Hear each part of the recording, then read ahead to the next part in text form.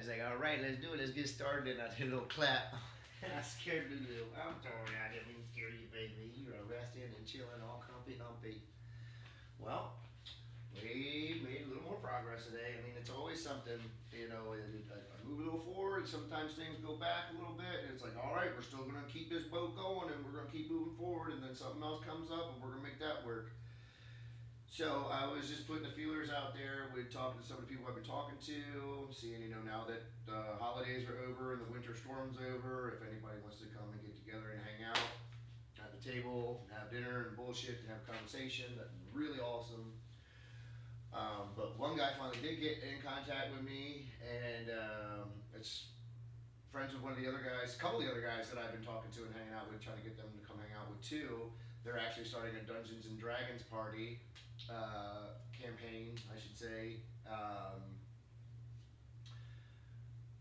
I think I can say all their names because I think they're all comedians. Because they said, well, Wednesday and Thursday is a slow comedy night, so that's when we're gonna do our Dungeons and Dragons. So, I guess I shouldn't say everybody's name until like they're comfortable with it and whatnot. But I intend and plan on bringing the camera and the microphone over so we can actually, you know, make some content. I mean, who wouldn't want to watch a bunch of goofy comedians hang out and play Dungeons and Dragons and figure things out?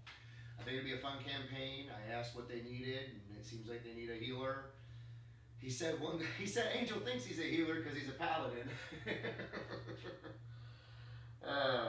But it'll be fun. So I made myself a dwarf healer. I did a quick little research on what's, you know, the deal with this new edition and what would be a good healer and what's overall. And gave me like 5 suggestions. I was like, what's the best? Just give me the best overall. And this seems like a really good idea. I mean, it's a dwarf cleric, so he's going to have strong heals, but he's also going to have a lot of strength to be able to carry heavier armor. So he's not going to be squishy. So it might work out really well. And that's about it, what I got going on. I did my headlights today, cleaned them all up, but I put the air in my tires. They were actually really low. I couldn't believe how low they were. And then I guess tomorrow we might do a little shopping and get some gas and stuff or whatever. But I'd love to be able to get up with one of these other guys. Really wonderful guys I see on the streets every once in a while. But one guy in particular I'd really love to have over for a meal. He's doing a lot better these days in the realm of comedy. Like, he's getting more and more recognition. Love to have him over for a dinner and a meal. He's a really, really, really sweet dude who's had a really hard life, and he's really working hard to try to overcome all those things with what he has. And he's doing really good. I'd love to have Leslie over. That'd be wonderful. Um, I'd love to have all these guys over. I mean, I'd love to start that show with Angel. Hopefully he gets up with me at some point and we can work something out, even if it's later tonight after Kill Tony and everything. I don't care. I'll be up. I'm going to be up until the morning comes. So, if anybody wants to hang out, man, I'm more than down. And these other guys with other podcasts, so Jim Brewer, you want to come hang out? Paulie Shore, you want to come hang out? Now I'm down with all you guys coming to hang out for sure. The last note we ended on was the video game PTSD flashbacks. And it's so true, like I said, all of a sudden I can be that Dry Knight Paladin again, just running through the fields and just trying to take out hordes of goblins and stuff and finding big citadel castles and stuff, and you just see yourself there.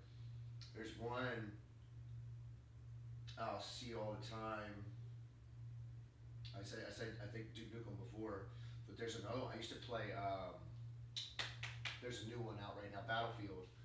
There's like Battlefield 6 now, but I played like one of the first or second Battlefields, and before, like, I remember Battlefield. Then they made that like futuristic Battlefield, and I played that one some, but I was like, man, it just didn't have the same feel and the comfort I had in one.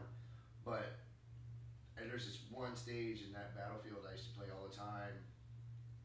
It's just stuck in my head. Like, I just always just might meet myself like parachuting down into this area and then running up into this area.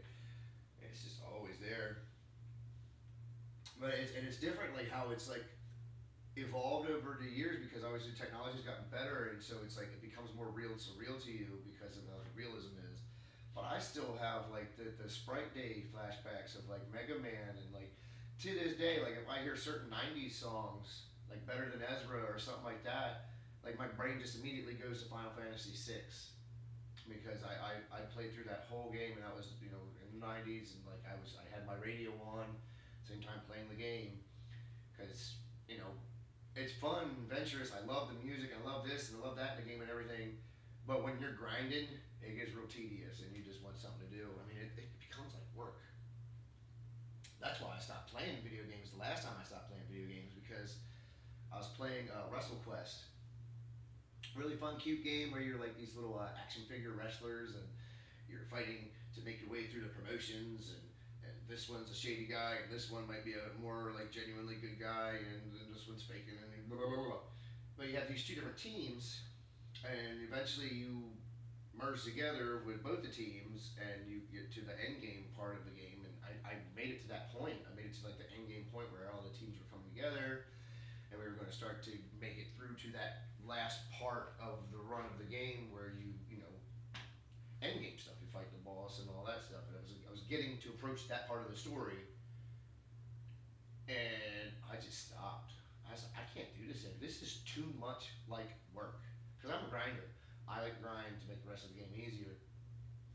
So I was grinding, grinding, grinding. I'm like, I can't do this. This is what I do at work all day long. Like I've had those tedious types of jobs where you just boom, boom, boom, boom, do the same thing over and over again. And people play video games to do that stuff because they think it's fun and they're like, dude, that's like real life shit that I do all the time. I can't fucking do it all the time. I slowly, over the past couple of years, like 2 years ago or so, I started gradually getting back into games. I started playing like Monopoly Go, or just wanted to have something to do to occupy my brain during the downtime and stuff. And so I started gradually, slowly playing like a couple of phone games here and there. And I was just like, I started watching more videos and stuff, and I was like, what is this game? I keep seeing, like I will watch pirated episodes of Gutfeld on YouTube, and at the end of every episode, it would click to the source channel that they clung that video on top of to pirate, whatever. And it always is like some Asian kid, I can't say exactly where because it might be the Philippines, it might be Thailand, it might be whatever other nation, country that they have out there, from Thailand to China to Seoul, Korea, whatever. But it's usually like run down, like crappy place somewhere. They're just doing the best they can to be the best they can at PUBG in hopes that someday that they can get, recognition and get on one of the teams and get a sponsor and maybe make some money out of it. Like it's like they play out of like desperation almost, but like at the same time they are like having fun and trying to make good fun content too. But I would just keep seeing this game that was like Fortnite, but didn't have all this stupid building in it and shit. And I was like, I want to play this game. This seems like it might be fun.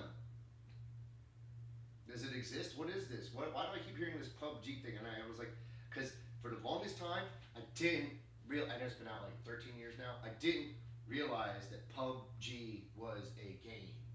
I thought it was a type of game. Like I thought a PUBG was like an RPG or a rogue type or an action adventure or just a shooter, like a rail shooter or something. It's like I thought PUBG was a type. I thought that was that survival, mode type battleground. I thought that was the term for survival battleground type genre. Didn't realize it was an actual game, and it was the original game or whatever. They told me history and stuff, like between Fortnite and that one, and how one was like a zombie horde game, and then they decided that this was one part of the game that was like an idea that they had, and it ended up being like the most favorite thing, so they just like expanded on that, which is fun. It's unique. It's you have all this play room to run around in, and it gradually gets smaller, so you're all forced to combat each other. I mean, it's pretty neat. I dig it. It's fun. It'd be cool if PUBG got all the same sponsorships as Fortnite and stuff, but it's still cool. I kind of like the fact that they don't have all that fancy stuff because you can make more personalized, individual looking things, generic and whatnot. And so now you see, like I'm like back into the swing of it. I don't mind doing those types of things.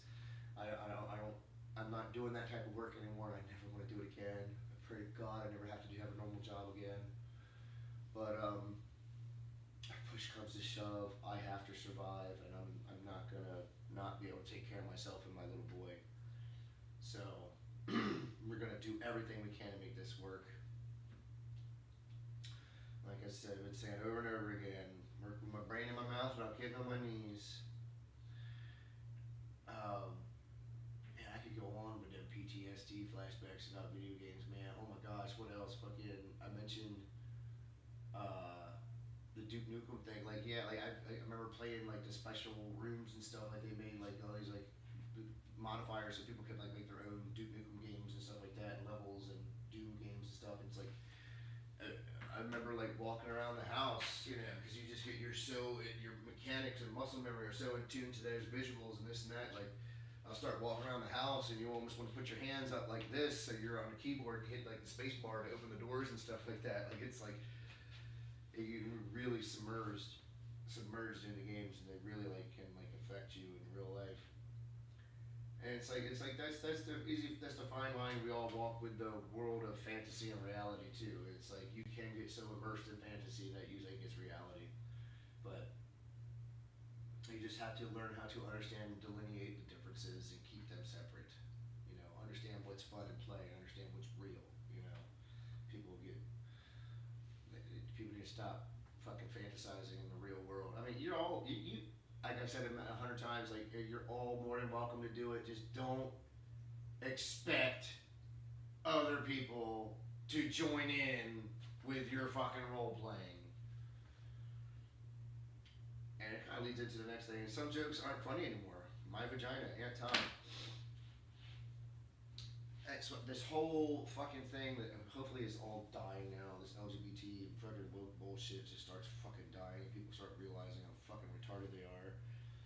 But like I used to say it all the time. It was so fucking funny because I worked my ass off all the time. I'm working with these hard-working Mexicans, Guatemalans, and stuff, and it would just crack them the fuck up when I just, oh man, my vagina's sore. I'm so beat. And they're like, you know, it's funny. No, it's like, man, that's not even fucking funny anymore. I don't even want to say my vagina. It's so fucking stupid. But, what was the other one? It popped in my head and it ran away because I got Uncle Tom here, but Aunt Tom here, but there was another one. It just jumped in my head and jumped back out. Shit's just not fucking funny anymore. Like you had shit funny and it was hilarious, and now all of a sudden it's not. Like I used to call my Uncle David and Aunt Tom, Uncle David and Aunt Tom, because it was funny. He didn't because he was the more feminine-ish one, but he wasn't like trying to be a woman, but he was just the more fey one. You know what I mean? Like he liked to do the man dance stuff, and he liked to go out and party and stuff. But he liked to keep the house clean and do all these like those types of things. Where David was more like NASCAR. You know what I mean? Let's build stuff, make stuff, type of guy, a dude. And Tom's a dude too. He's just a little more sensitive. But I would call him Aunt Tom. It's like a fucking joke, man. He fucking loved it too. He just rolled with it because it was funny and silly. But now it's like that shit's not fucking funny anymore. You all made it so this shit is not fucking funny anymore. And so I call him Uncle Tom now. I don't get Uncle Tom makes the best deviled eggs. You know what I mean? Like it's just ridiculous. There was another one. When I thought of the my vagina thing, there was another fucking bit that I thought about that's not fucking funny anymore, and I can't fucking think of it. Maybe to come back to me. How much time are we in here? We're like 14 minutes in. Hard to find a job that doesn't have complete pussies or total assholes. I mean, isn't that the truth? I mean, just everywhere you go, there's always fucking somebody, man. I've had so many motherfucking jobs in my life. And there's always motherfucking somebody who makes it more fucking difficult than it needs to be. Whether they're a raging pussy fucking narc or they're a fucking just a total piece of shit fucking jerk who wants to try to push you and boss you around and think they can fucking throw their weight around because they have superiority fucking complex issues and think just because they have a little bit of authority in some shitty fucking business somewhere that they can fucking talk to people however they want. It's just so annoying. There's a difference between a boss and a leader, and people don't know the difference. Man, I wish I could remember that other thing that popped in my head because it was another segment that I thought of that was like keeping funny about like what's not fucking funny anymore. It's just in my vagina, and then there was like, man, that's gonna kill me. Maybe it'll come back to me when I'm live streaming later, or I can make a note of it, pop back in my head. Wow, running through the millions of thoughts I have all the time.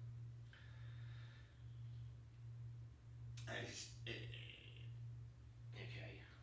It's easier to observe and understand behavior when you're separated from it and able to admit how simple and predictable you are. Then it becomes easier to predict other people, and you become more complicated to others in return.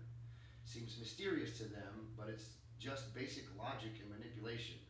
Not in the bad sense of manipulation either. It's just simply like having the keys to conversation and seeing how people think.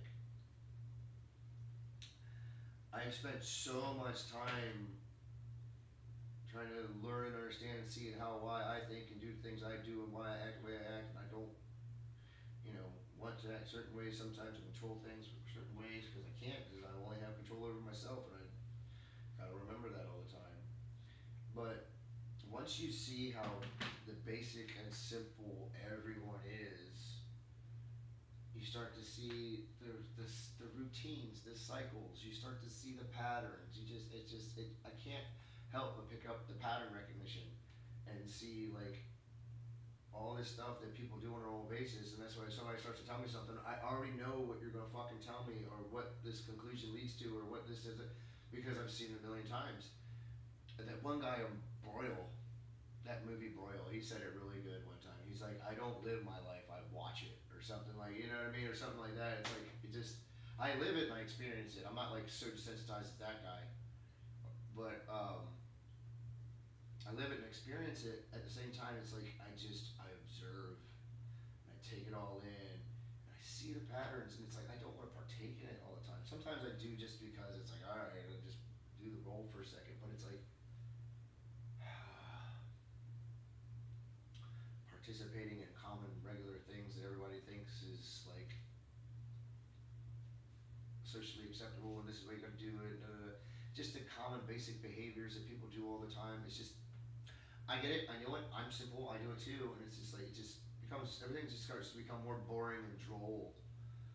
And you start seeking more deeper things because it takes deeper, more exciting, intelligent, interesting things to stimulate you and to pique your interest. And that's where I've been at for a long time now. I desire the truth so much. I have to know, and I just keep searching and researching and trying to figure things out. And because I have to know what is true. It's like an obsession.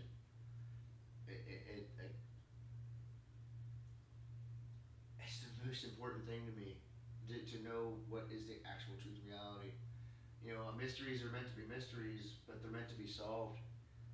And I know we'll never fully understand God until we're there and actually fully one with Him. But man, it's so interesting to just keep striving for Him and striving for more interesting knowledge and trying to understand how everybody and everything works so much more and more. It's just like I explained before. It's like it's not complicated.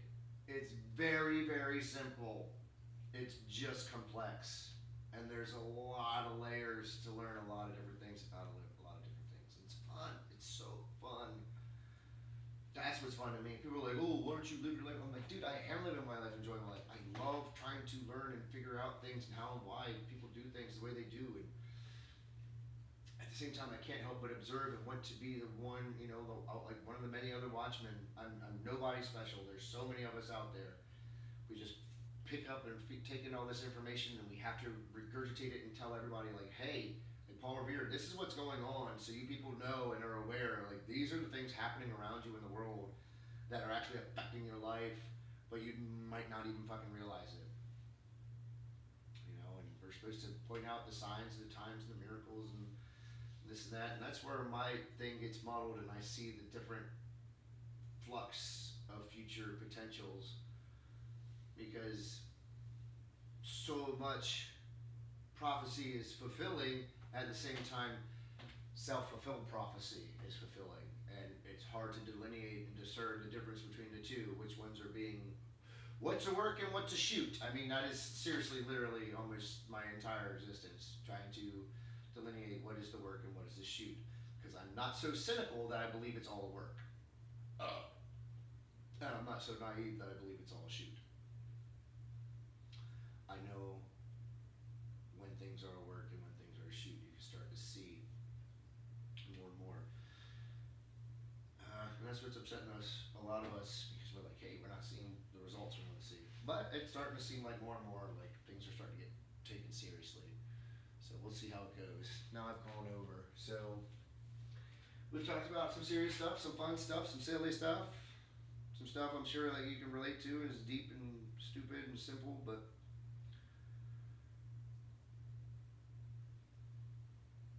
the next one is the next note is George Carlin note, really. Dumb, full of shit, or crazy. Alright, till next time. Thank you for your time and patience with me. God bless, take care, stay strong. He's all we need, and he's all of us together. Let's all be one together, you know, with him, with God. Let's have a good time while we do it. Love, peace, chicken grease. God bless, take care. Thanks for your time and patience with me.